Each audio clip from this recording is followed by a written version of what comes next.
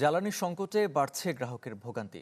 দর্শক, এ নিয়ে আরও জানাতে রাজধানীর তেজগাঁও থেকে যুক্ত হচ্ছেন সহকর্মী আদ্দিন সজীব। সজীব, এই মুহূর্তে ফিলিং স্টেশনের কি চিত্র দেখছেন? গ্রাহকদের ভোগান্তির কি অবস্থা, কি বলছেন তারা? আসলে জ্বালানির যে সংকট সেটা কিন্তু ফিলিং স্টেশনগুলোতে আসলেই বেশি বোঝা যায়। এবং এই যে ফিলিং স্টেশনটা প্রতিদিন সকাল থেকে দুপুর পর্যন্ত নিয়মিতই সারাদিন তারা অকটেন, ডিজেল বা ইত্যাদি সরবরাহ করলেও এবার আজকের দিনটাতে দেখা যাচ্ছে আরও কয়েকদিন আগে থেকে এরকম চিত্র দেখা গেছে যে তারা দুপুর 2টা পর্যন্ত দিতে পারছেন না তেল। তো এই বাস্তবতায় তারা যেটা জানাচ্ছেন যে তাদের কাছে তেল সংকট নেই। আমদানির যে তথ্য আমরা তাদের কাছ থেকে জেনেছি যে সবশেষ গতকাল তারা 9,000 লিটার জ্বালানি পেয়েছে এবং সেটা তারা সেদিন গতকাল দিয়েই শেষ করে ফেলেছে। এবং সব কিছু তাদের কাছে যে এখন কোনো কিছুই মজুদ নেই। এবং সেই বাস্তবতায় আমরা দেখেছি যে তারা এখানে একটা বোর্ডও করেছে, যে বোর্ডের মাধ্যমে তারা এই তথ্যগুলো দেওয়ার চেষ্টা করেছে।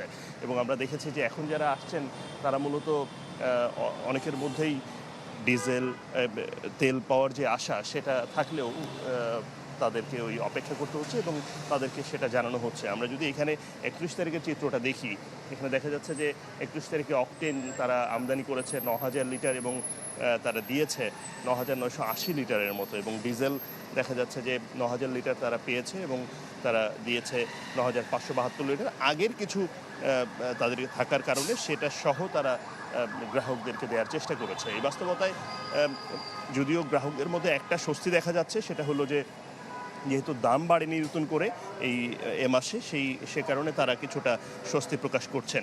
আমরা একটু আপনাদের কাছে জানতে চাই যে আসলে এখন আজকের যে চিত্র 2টা পর্যন্ত আপনারা দিতে পারছেন না, তার কারণটা কি? কারণ যে সাপ্লাই দিচ্ছে তার থেকে ডিমান্ড অনেক বেশি। আপনারা প্রতিদিন কেমন সাপ্লাই পাচ্ছেন? আমরা গতকাল পেয়েছি 9,000 লিটার। আপনি দেখতে পাচ্ছেন আমাদের 9,000 লিটার ছিল গতকালকা। আপনাদের মানে সাধারণত আপনারা অন্য সময়গুলোতে কেমন পেতেন? আমরা 27,000 লিটার পেতাম। আচ্ছা, আপনাদের বোর্ডগুলো এখনো খুব একটা আপডেট দেখা যাচ্ছে না, মানে আপনারা তথ্যগুলো আপডেট করছেন না, তার কারণটা কি? না, আপডেট তো আমরা কেবল পেয়েছি, এখন শেষ, আবার এই আপডেট করে দিচ্ছে কোনি।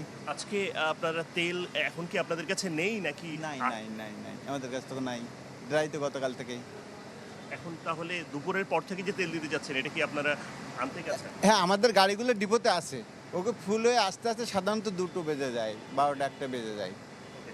উনি বলছিলেন, একজন এখানকার দায়িত্বরত কর্মী, তিনি জানাচ্ছিলেন যে সাধারণ মানুষ, ভোক্তা যারা, তাদেরকে তিনি উৎসাহিত করছেন যেন দুপুর 2টার পর থেকে এই যে তাদের যে জ্বালানি প্রয়োজন বা তেলের প্রয়োজন সেটা যেন তারা নেয়। এবং সেটা যদি হয় তাহলে তারা কিছুটা ভোগান্তির কম শিকার হবে। তারপরেও আমরা দেখতে পাচ্ছি যে এই যে লাইন দেখা যাচ্ছে, এই লাইন এখান থেকে শুরু করে মূল সড়কে প্রায় আধা কিলোমিটার বা তারও বেশি, 1 কিলোমিটারের কাছাকাছি সরিয়ে গেছে। এবং এটা মূলত একটা নিয়মিত চিত্র।